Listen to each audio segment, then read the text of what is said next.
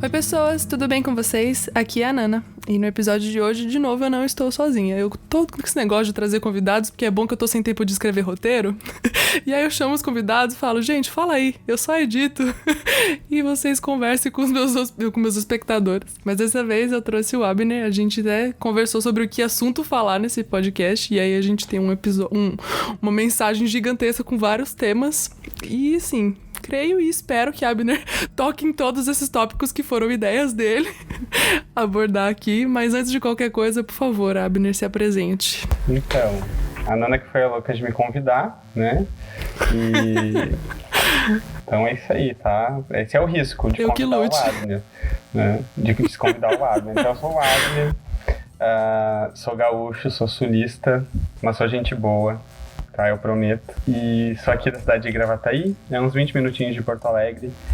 E é isso, tô bem empolgado aí com o nosso bate-papo. Bom, e o Bel não falou, mas ele é assembleiano. E assim, essa foi a primeira coisa que ele citou na nossa ideia de assuntos pra se tratar. E a gente sabe que pelo menos acho que assim, na nossa geração de pessoas mais jovens, a gente tem muitas essas dificuldades com vias mais tradicionais, outras mais modernosas da igreja hoje em dia, né? Igreja contemporânea e tudo mais. Então eu queria que você contasse um pouco da sua história, das transformações que Deus fez na sua vida durante todo esse processo, essa vida de jovem assembleiano. Sim, então, sou assembleiano, né? Talvez não pareça, principalmente pelo estereótipo que as pessoas muitas vezes criam, né? Mas sou assembleiano mesmo, assim, da assembleia, filho de pastor, de família de pastores. Então, o meu pai é pastor, o meu avô é pastor e o meu bisavô foi pastor. E quando eu era criança, me contam que eu dizia que eu queria ser pastor. Aí depois, acho que ali na minha adolescência, né, aquela fasezinha ali, rebelde, aí acho que eu tava meio que evitando isso. E assim, no fim das contas, não tive como escapar. E acabo que hoje tô pastoreando um ministério de jovens.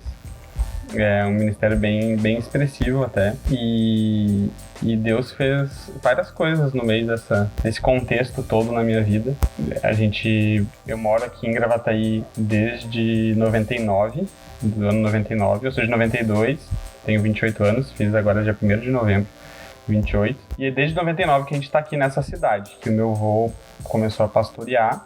E a família toda acompanhou ele, a gente era de Porto Alegre antes. E Gravataí, essa cidade que, ainda que seja uma região metropolitana aqui da capital, né, de Porto Alegre, em termos assim de igreja, pelo menos assim, eu era criança, né, mas do que eu escutava, é que assim, não era uma cidade muito atrativa, assim, né, os pastores não queriam muito vir pra cá e tal, era uma igreja assim, bem tradicional, uma igreja pequena, e foi se desenvolvendo ao longo desse tempo. E então, assim, eu realmente peguei o processo dela desde esse momento onde ela era uma igreja bem pequena, com algumas congregações de uma cidade que o pessoal, sei lá, não era uma cidade muito atrativa, como eu falei, para hoje, assim, eu realmente amar esse lugar, amar essa igreja, sabe? Com toda a minha vida, me dou 100% e amo fazer parte dessa igreja aqui, sendo Assembleia de Deus, sendo assembleiano, assim, orgulho de ser assembleiano.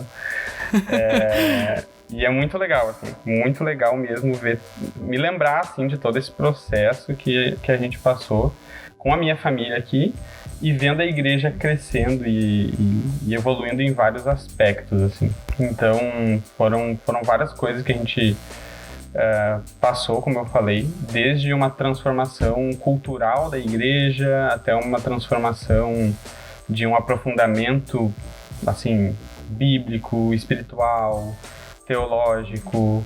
E então o que mais me orgulha nesse processo todo é ver esse crescimento da igreja em várias áreas e não perdendo a essência dela. Por quê? O que acontece? O meu pai sempre teve uma ideia muito, muito ampla assim, sobre igreja, sempre teve uma ideia muito muito aberta culturalmente, mesmo sendo assembleiano, né? Ele, durante a juventude dele, ele teve a oportunidade de viajar, de conhecer outras culturas. E assim, geralmente pessoas que viajam, que têm essa oportunidade, né, acabam percebendo que o mundo é muito maior do que só, né, o seu cantinho, do que o seu bairro. O mundo é muito maior.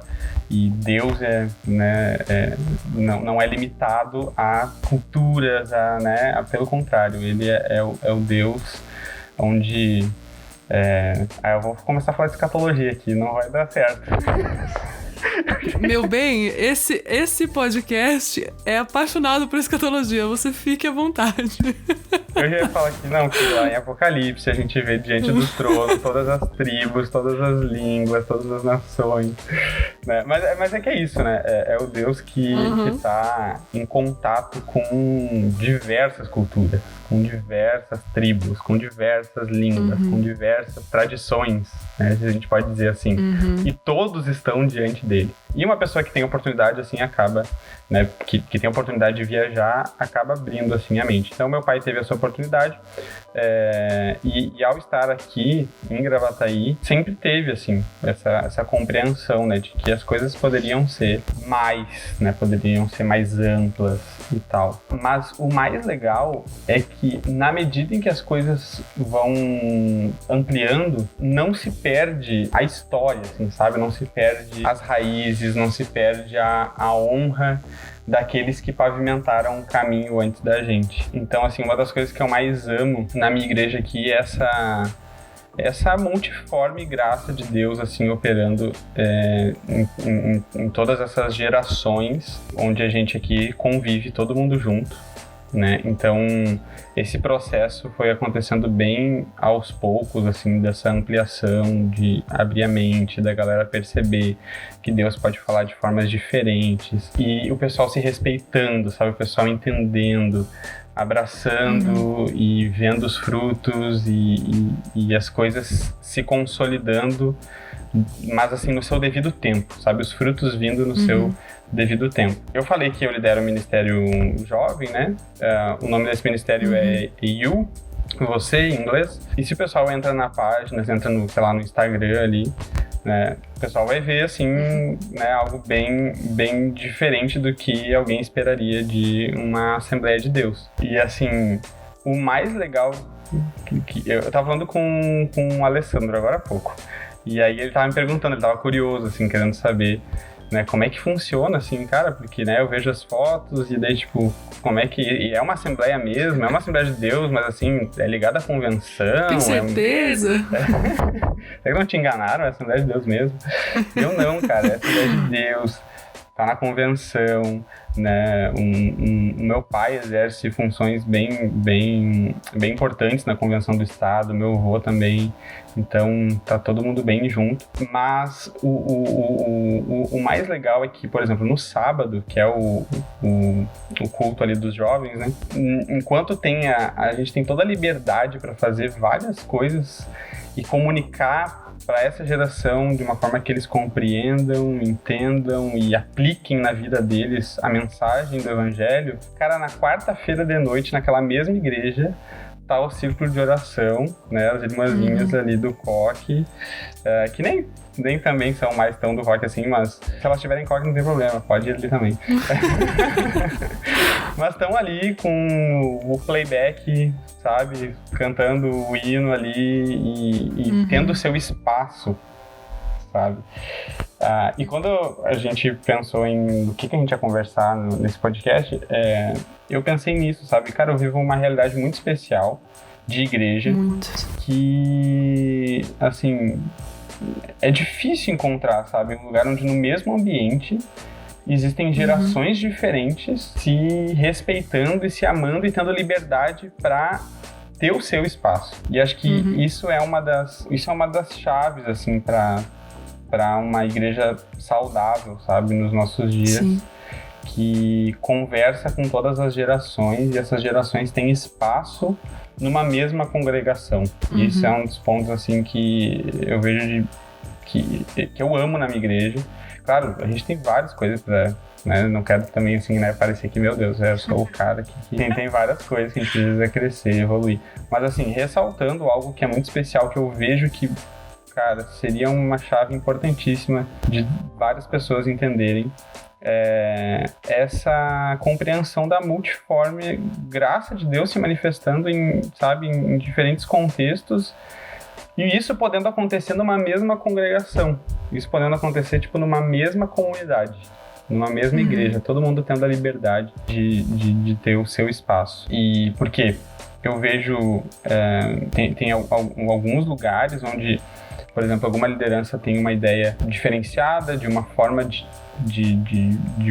fazer igreja, de viver igreja diferente, às vezes até mais ampla mesmo, mais livre, que comunica com essa geração, mas ao implementar isso, acaba uniformizando de novo, né, aquilo que era um uniforme antigo, simplesmente vira um novo uniforme, onde agora não tem mais espaço para aquelas pessoas que viviam da outra forma, né? Então acabam que essas pessoas não tem mais o seu espaço. E isso é uma coisa que eu amo demais aqui, é que essas transformações foram acontecendo bem gradativas e respeitando o espaço de todo mundo. Então é muito engraçado de ver, assim. É muito engraçado quem congrega aqui de estar num culto de sábado, assim, bem com a nossa pegada.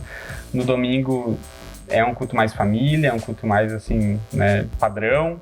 Mas aí na terça-feira já é um culto bem mais, assim, uma pegada tradicional, porque daí a gente recebe as congregações todas, é o culto que é tipo geral, assim, né? E aí tá lá o hino da harpa, tá lá o coral, sabe? E aí na quinta-feira tem o culto de libertação. E daí no sábado tá a gente lá de novo, com as nossas luzes, dando pulo e fazendo agito. Então isso é muito legal, muito legal. E acredito que essa é uma das grandes chaves, assim, da igreja entender pra gente viver uma igreja, uma igreja daí, falando a nível mais universal, assim, né? Uma igreja unida que abraça todas as gerações. Falei demais, né? Sim. Socorro. Não, e eu gosto porque, assim, eu te conheci por causa do Júnior, que é, inclusive, uma ovelha, vamos dizer, daí, né? E ele sempre falou muito bem da igreja e tal. Só que, assim, ele falava do Yu, e que, assim, eu não sabia. Não tinha a menor ideia de que o Yu era, tipo, o Ministério de Jovens da Assembleia. E aí, quando eu descobri, eu falei, gente, isso é novo pra mim, né? Porque a gente tá acostumado com aquela imagenzinha de Assembleia que você fecha o olhinho e você já vê. As irmãs do Coque, enfim, toda essa história que você mesmo já citou. Mas foi muito massa quando ele me contou, e de vez em quando ele compartilha algumas coisas a respeito daí e tal. Como é infelizmente raro, né? Essa realidade que vocês vivem, eu não vivo isso na minha igreja, eu sei que muitas das pessoas que estão ouvindo esse podcast não vivem isso, e que tristeza, né? Porque que coisa rica é isso de você ter as irmãs do Coque lá, velhinhas senhoras, se dando super bem e tendo espaço na mesma comunidade em que jovens como o Júnior estão tendo espaço, como você, enfim. Sim, isso é muito incrível, é cara. Uma baita quebra de paradigma, assim, né? Até quando ele tava no Avalanche, né? Aí o pessoal, de que igreja que tu é? Aí todo mundo falando, sou da Batista, sou da Presbiteriana, sou de não sei onde. E aí ele, quando falava que era da Assembleia, o pessoal não acreditava, né? E principalmente quando ele vinha com o feedback de que ele foi super bem recebido, de que ele foi super bem discipulado, de que o pessoal super abraçou. E às vezes muitas pessoas de outras igrejas, né, alguns vindo com seus machucados, vindo com as suas histórias, assim, né? Então, nossa, é uma quebra de paradigma total, assim, ninguém acredita quando ele fala que ele vem de uma assembleia. Não, quando você discute, você fala, não, Júnior, não é assembleia. Aí você vê as fotos da galera desse e fala, não é assembleia.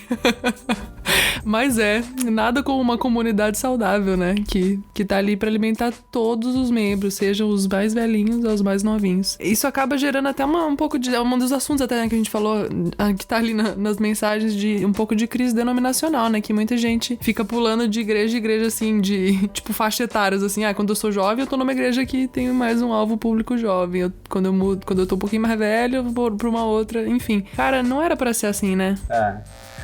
Porque igreja assim, eu vejo a igreja como esse ambiente familiar, né? E quando a gente pensa em ambiente familiar, a gente pensa que tem o pai, tem a mãe, tem o vô, tem a avó, tem o jovem, tem a criança.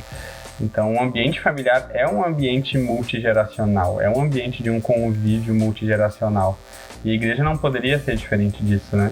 É um ambiente onde todo mundo tá na mesa, e se a família tá na mesa, tá ali desde o vô até o recém-nascido, né? E o tio contando as piadas de pavê, mas aí tudo bem, então a gente suporta também, né? A igreja também tem o tio do pavê e a gente ama também.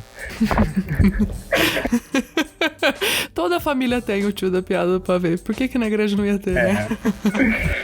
Então, até a gente como ministério jovem, a gente evoluiu muito na nossa mentalidade.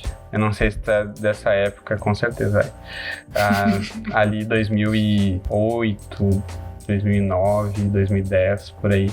Que era aquela pegada de culto temático, de umas coisas bem diferentonas, assim. Ai, gente, era horrível. Umas vergonhas, assim, que a gente olha hoje, assim, fica, ai, meu Deus, sério que a gente fez isso? Umas decorações na igreja, assim, né? Com um gosto meio duvidoso. Aí, assim, se tu pegar nossa página do Facebook e dar uma olhada nos álbuns antigos, tem cada pérola ali que tu não vai acreditar. Mas, assim, quando a gente começou a implementar um trabalho de jovens ali na igreja, a faixa etária da galera era 17, 16, 18, né? Aquilo que era o Ministério Jovem. Hoje a gente tá, a faixa etária média é de 25, 24, né? Já é o que a gente pode dizer de jovens adultos. Mas nessa pegada de 16, 17, 18, a gente tava pela loucurada, a gente tava pelo ajuntamento, a gente tava pela aglomeração, tava pela social do sábado de noite e o que a gente ia comer depois do culto. Qualquer guitarra e qualquer distorção na guitarra já era desculpa pra gente sair pulando e fazer a festa. Mas era muito legal, porque, tipo, cara, eu precisei, assim, foi importante pra mim essa fase, sabe? Foi super importante. Eu crescer com amizades e enraizar. Mas, claro, era nessa pegada que a gente olha pra trás, dá uma vergonhinha. Mas aí eu fico pensando, cara, hoje o nosso culto já é um culto bem mais, assim, focado numa palavra, mais madura, mais profunda. Um período de adoração mais consciente. E eu fico pensando, cara, a gente ganhou o nosso espaço na Assembleia de Deus com aquela loucurada que a gente vivia. E, assim, sinceramente, às vezes eu olho pra trás e penso assim, eu não aceitaria isso na igreja, eu acho. Se fosse hoje, sei lá, o Ministério de Adolescentes falasse, vamos fazer isso, eu acho que eu ia ser o cara que ia falar, não, aqui não. Aqui não. Cara, a gente fez uma coisa muito doida, a gente fez um culto uma vez que o tema era Jogos Mortais. Meu Deus. Jogos Mortais. Subtítulo, Brincando com o Pecado. Meu Deus. A gente transformou a igreja num cenário de Jogos Mortais, sem brincadeira. O púlpito era uma cela elétrica, sério, numa Assembleia de Deus. Tinha uns machados, assim, pendurados na parede. Meu Deus, sensacional. Fico pensando, a irmãzinha que entrou na igreja naquela noite. Tipo o visitante, né? O visitante, assim. E um dos jovens entrou com o triciclo com a máscarazinha do... mentira. Sim. Sério. Não dá pra acreditar. Mas, assim, é aquilo. A gente foi crescendo, foi amadurecendo. Mas, cara, eu não sei. Hoje eu vejo a galera numa pegada tão crítica, sabe? Que não consegue tolerar nenhum... Sabe? Eles não duravam meia hora de um culto desse aí, com serra elétrica no púlpito. Sinceramente, não. E aí eu vejo, cara, hoje as mesmas pessoas que viveram aquilo, hoje são pessoas super centradas e enraizadas e, sabe, que estão vivendo uma fase tão legal, assim, na sua vida cristã. E como é que eu vou descartar, assim, como é que eu vou dizer que sabe? Que não valeu de nada, sabe? Quando eu vejo algumas coisas acontecendo, assim, cara, o tempo que vai dizer, sabe? O tempo que vai provar algumas coisas. A gente tem que ser tardio um pouco, né? Nos nossos... nas nossas conclusões, assim. E hoje a galera é super madura, assim, e a gente tá vendo uma fase muito legal. Mas a gente passou por todo esse processo aí dos cultos temáticos, dessa loucurada. A gente fazia um evento num ginásio aqui na cidade, que era assim, era tipo uma balada, assim. Uma balada gospel. E sério. Ai, misericórdia. Não, sério. As baladas da cidade, os clubes da cidade, eles fechavam porque a gente fazia entrada gratuita. Nossa. E a gente ia nas escolas antes e né, divulgava. E os clubes fechavam. A cidade inteira ia no culto.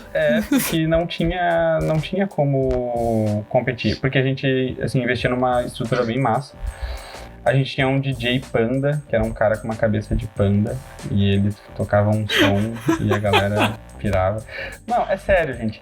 O pessoal que me acompanha no Twitter, assim, vai ficar escandalizado com essas histórias, assim, porque às vezes o pessoal acha que eu sou muito sério, ou sei lá, porque eu falo de escatologia, porque eu falo de alguns assuntos mais, né, sei lá, tem gente que acha que eu sou... Mal sabem eles. E a gente fazia essas loucuras, assim, que hoje eu olho pra trás e penso, cara, meu Deus, a gente tinha coragem pra fazer umas coisas malucas.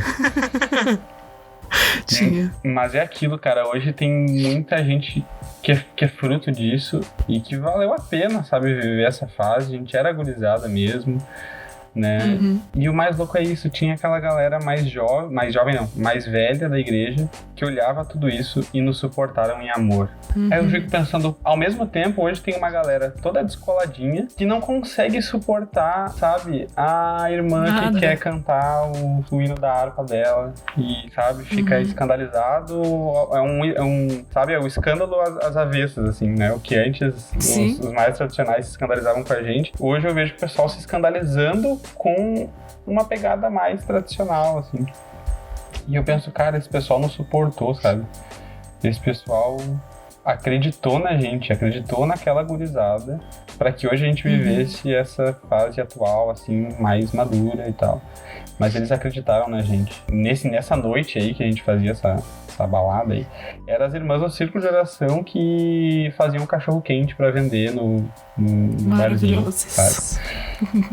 Então, umas coisas que eu tenho sentido falta, assim, essa flexibilidade, essa empatia, sabe? A gente tá numa pegada muito da galera, assim, pegando pacotes prontos e, sabe, essa é a minha caixinha, essa é a caixinha da minha tradição e eu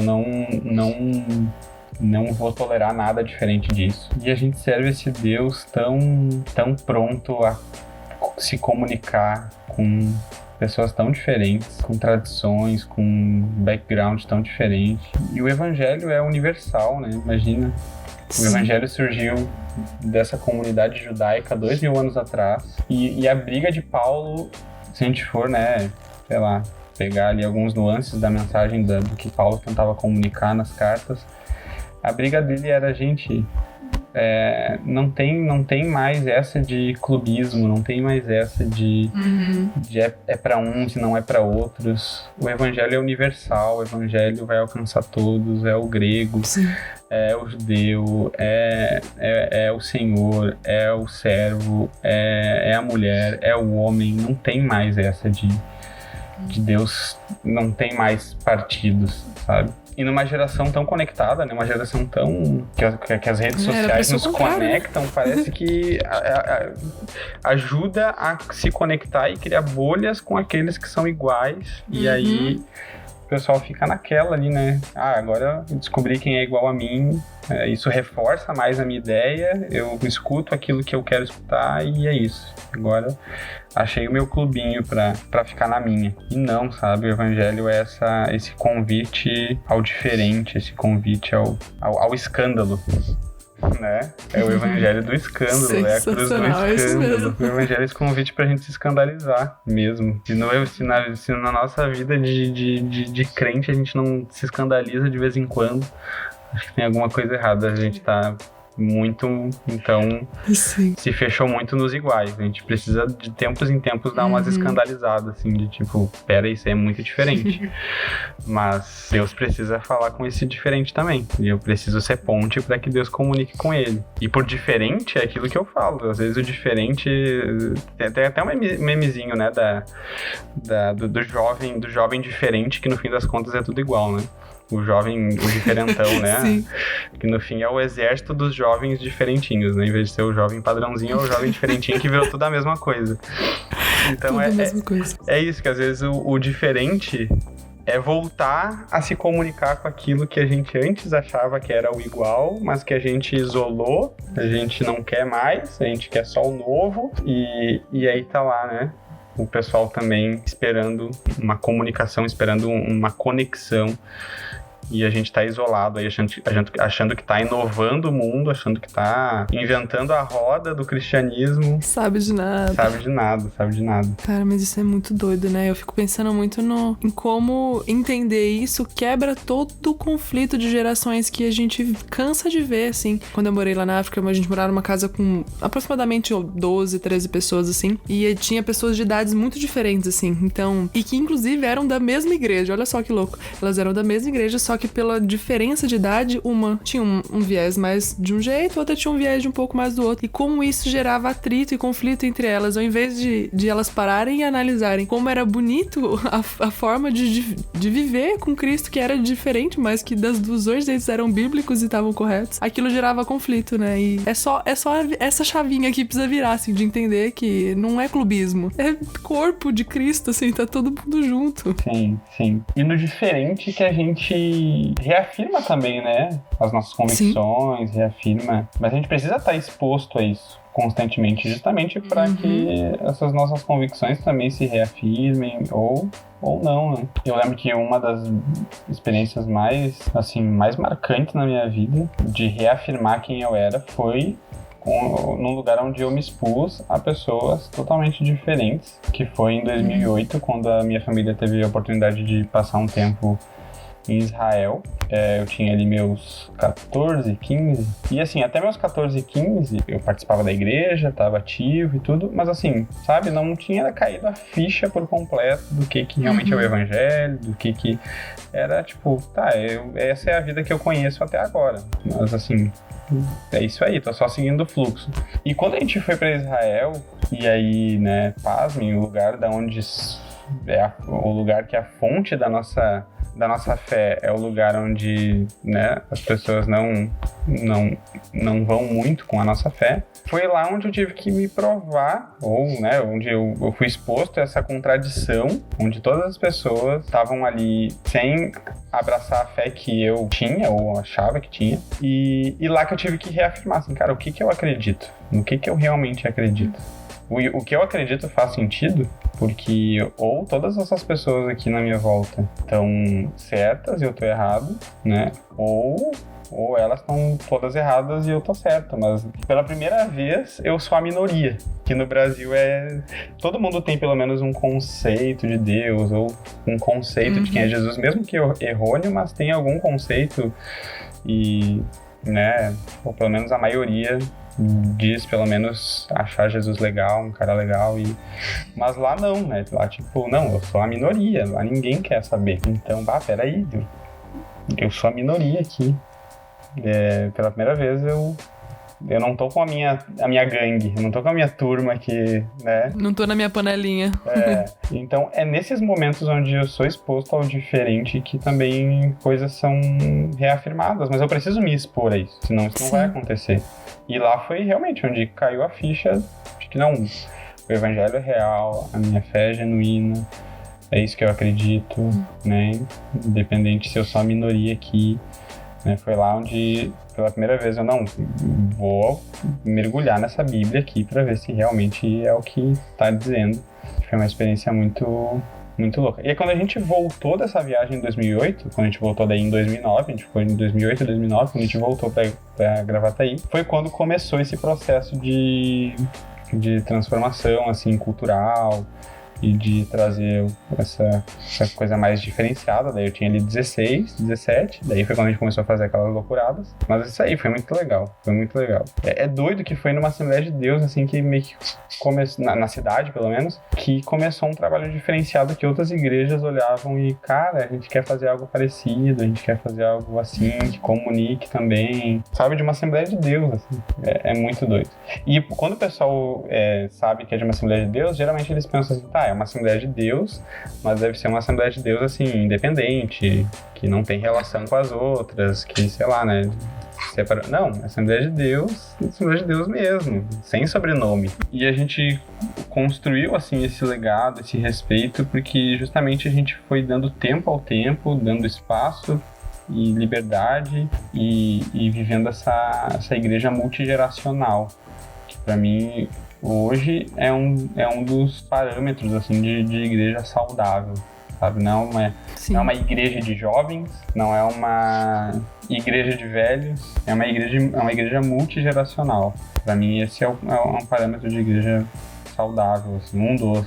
Porque vocês entenderam que não é conflito geracional, né? Pelo contrário, é uma união das diferentes gerações, das diferentes formas de cultuar, enfim, que seja tradicional, seja mais moderno, enfim. Não é isso que divide, pelo contrário, é isso que une ainda mais, porque vocês entenderam que dá pra aprender e é possível viver aprendendo com o diferente. Sim, e eu vejo que isso é até lá vem escatologia de novo. Isso é um dos sinais, assim, da igreja dos últimos tempos. Tem aquela profecia, né?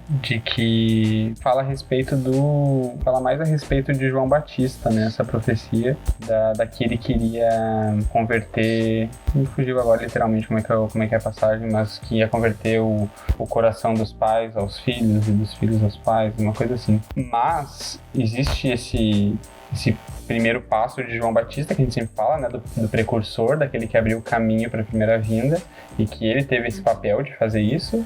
Mas existe essa unção aí de João Batista para os últimos dias, né, dos precursores, daqueles que também vão abrir o caminho para o retorno de Cristo. E esse é um papel também desses precursores. Esse é um dos papéis dessa igreja que vai fazer com que, né, o coração dos filhos se volte aos pais e o coração dos pais se voltem aos filhos. Dessa igreja, porque a igreja que Jesus vai buscar também não é a igreja de jovens, é a igreja multigeracional. Ele vai ressuscitar todos, ele vai trazer todos, e naquela geração, a geração da volta de Jesus, vão ter pessoas de todas as faixas etárias. E a promessa é de que essa igreja é uma igreja madura. Essa igreja de todas essas gerações, numa única geração, é a igreja pura, sem mácula, é a igreja santa, né? Então é a igreja que vive isso também, é a igreja que vive essa comunhão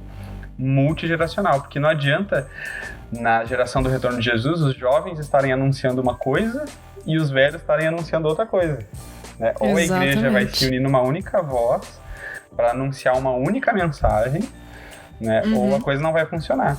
Então é fundamental que a igreja dos últimos tempos seja uma igreja unida nas gerações, né? Onde jovens e velhos vão estar comunicando uma mesma mensagem. Mas é isso, a igreja dos últimos tempos é uma igreja multigeracional e madura e que está comunicando uma mesma mensagem. Os velhos estão sonhando, os jovens estão tendo visão e eles estão, né? Sobre todos está sendo derramado esse espírito nos últimos dias, né, lá de Joel.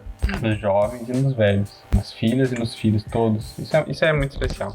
É a igreja madura, né? É isso, você parar de brigar por conflitos e diferenças e enxergar a beleza de Deus e de viver com o diferente. Isso é maturidade, e é o que você falou. O Senhor não vai voltar a buscar uma igreja pequena, né? Ele vai casar com a igreja, então ele não vai casar com uma criança, ele vai casar com uma igreja madura, adulta, enfim. Idônea, à altura dele. Mas é isso, eu te agradeço muito por estar aqui falando comigo, por ter topado essa doideira. Você falou que foi loucura minha te chamar, mas na verdade não, foi um prazer. E inclusive está aberto aqui o convite pra vir falar sobre todos os outros temas que a gente ainda não falou. Pode vir falar de anjo, pode vir falar de escatologia, do que você quiser.